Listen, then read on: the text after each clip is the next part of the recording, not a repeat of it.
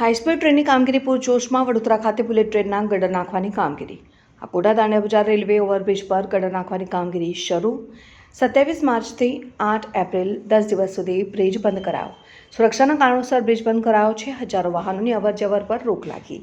વાહન ચાલકોને પૂર્વથી પશ્ચિમ તરફ જવા માટે 2 થી 4 કિલોમીટરનો ફેરો કરવો પડશે। વિકાસના કામમાં સહયોગ કરતા વાહન ચાલકો અકોટા બ્રિજ આટલી બંધ થયો તો કેટલી તકલીફ પડશે? તકલીફ એટલે એમને કંઈ સર્વે કરવો જોઈએ, ગમે તે, એટલે પોલીસ ડિપાર્ટમેન્ટ મળો કે ગવર્મેન્ટે અહીંયા અમારા 15-20 ઘર છે, જો ઓછામાં ઓછા 50થી 60 જણા અમે રહીએ છીએ। અમને બીજો રસ્તો નથી, ચારે બાજુ કોર્ટ છે। બહુ વખત અમે અત્યારે સવારે બધી લેડીઓ અમે અહીંયા આવીને રજૂઆત પણ કરી ગયા કે અમને કંઈક વિકલ્પ આપો।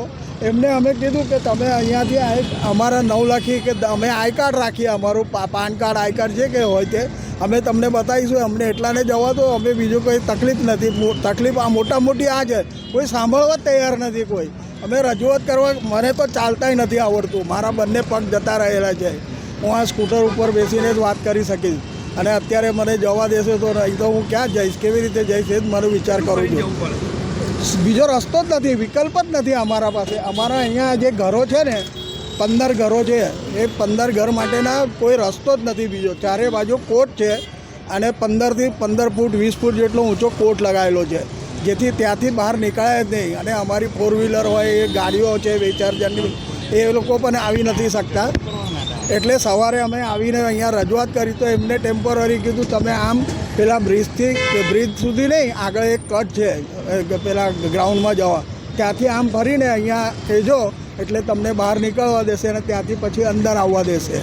પણ હવે આ લોકો ડ્યુટી બદલાતી રહેશે એ લોકોને, એટલે અમે કેવી રીતે એમને એ કરવાના, કેવી રીતે પ્રૂફ શું અમારા લેડીઝ તો નીકળતા નથી। આજે જો હું દૂધની પોટલીઓ લઈ આવ્યો છું, 6 પોટલી અંદર છે। આજે સવારે જ અમારે દૂધ નહોતું એટલે મને નીકળવાનો વખત આવ્યો, પણ આ પ્રોબ્લેમ થયો એટલે હું બહાર નીકળી જ નહીં શક્યો। મારું વિજય શિરકે। કેમ કે પેલી સાઈડ જવું હશે એટલે ફરીને જવું પડશે અને ટ્રાફિકનો બી બહુ અભાવ રહેશે। એટલે આપણે પ્રશાસનને એ જ કહેવા માંગીએ કે જેટલું જલ્દી બને એટલું જલ્દી એ કામ પૂરું કરે।